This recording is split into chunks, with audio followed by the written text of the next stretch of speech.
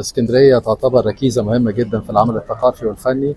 اسكندرية لها تاريخ طويل الحقيقة كبير في الأعمال الفنية المتميزة، وده مهم جدا الحقيقة، ورسالة مثبتة جدا إن الفن والثقافة مهمة جدا إنها تكون لقطاعات مختلفة من الجمهور. والنهاردة احنا الحقيقة ده مطلب جماهيري كبير، اتساع أفقي رائع، اختيارات جماهيرية فيها تميز فني وثقافي مهم جدا، فيها رسالة مهمة فنية، أعتقد إنها هتكون بتميز كبير جدا. أنا بشكر طبعا وزارة الثقافة على تعاونها المثمر معانا، وإن احنا نكون موجودين هنا عشان نلبي كل مطالب شعب اسكندرية من خلال نقل الثقافة بتاعت الأوبرا إلى أسماع وأذهان وحس الشعب السكندري.